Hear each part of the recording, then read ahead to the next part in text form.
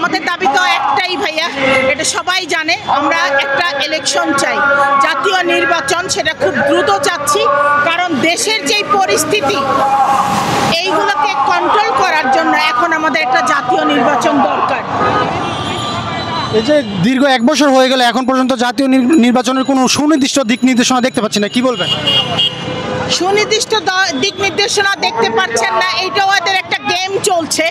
তো গেম ইনশাল্লাহ হয়তোবা আমরা পরিপূর্ণ করে আনবই। আমরা আন্দোলন, কঠিন সময় আন্দোলন করেছি না, সেই সময় আন্দোলন করে যখন দেশ নতুন করে আনতে পারছি, হাসিনা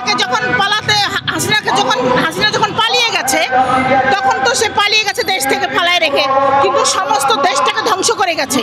সেই ধ্বংসটাকে আমরা আবার রিকভার করব এবং আমাদের অ্যাক্টিং চেয়ারম্যান খুব দ্রুত বাংলাদেশে আসবেন, দ্রুত একটা সুন্দর জাতীয় নির্বাচন হবে।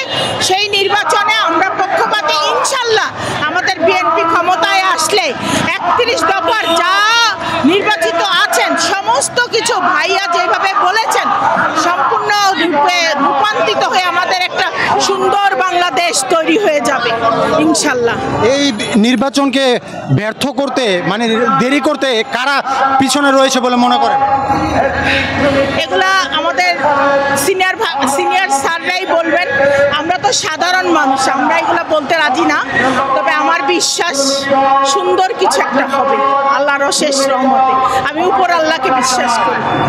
এই যে গণ অভ্যুত্থানের পরে আমরা চাঁদাবাজি নাম আসলেই আগে কিছুটা শুনতে গণমাধ্যমে দেখতে পারতাম বিএনপি আসতো, এখন কিছু ছাত্র দলের মধ্যেও আমরা দেখতে পাচ্ছি নতুন করে যুক্ত হচ্ছে, কি বলবেন?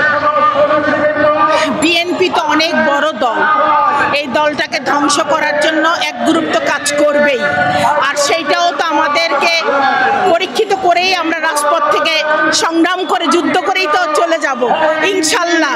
এটা বিএনপির কোনো দোষ নাই, এক গ্রুপ ষড়যন্ত্র চালাচ্ছে যেন দেশটা তারা আবার লুটপাট করতে পারে, তো ইনশাল্লাহ সেটা আর হবে না। জাতীয় নির্বাচন শুরু হয়ে গেলে আমাদের দেশ সুনির্দিষ্ট সামনে সুন্দর বাংলাদেশ ইনশাল্লাহ। এই যে গতকালকে ঘোষণাপত্র ঘোষণা করা হলো, সেই ঘোষণাপত্রে আপনারা কতটুকু সন্তুষ্ট? সন্তুষ্ট না, তারপরও সন্তুষ্ট বলতে একটা জিনিস বলবো, আমাদের ইলেকশন এখন যেই অবস্থা দেশের, জাতীয় নির্বাচন আমাদের ডিসেম্বরে খুব দরকার, খুব দ্রুত দরকার আমাদের জাতীয় নির্বাচন।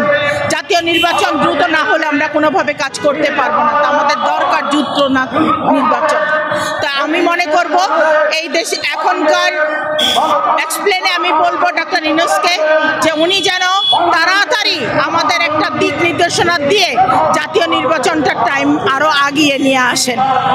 কিছুদিন আগেই তো ডক্টর মোহাম্মদ ইউনূস বলতেছিলেন যে হয়তো ফেব্রুয়ারির শেষের দিকে নির্বাচনটা হতে পারে, আবার ঠিক গতকালকেই বলতেছেন রমজানের আগে হবে। এই যে কোনো একটা সময় ফিক্স না কেন? বললাম তো একটু আগে, কুন্দল অনেক বড় চলছে, আর বিএনপির দল তো অনেক বড়, অনেক শক্তিশালী দল, যেই দলকে হার ভাঙানো যাবে না কোনোভাবেই, আর হার মানানোও যাবে না কোনোভাবেই।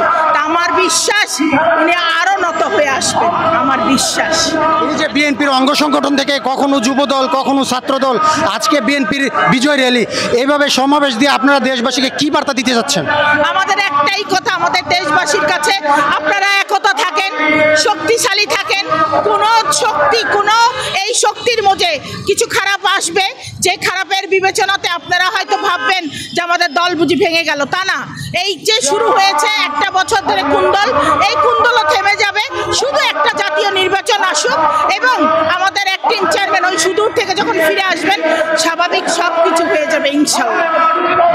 সংক্ষিপ্ত করে আপনার পরিচয়?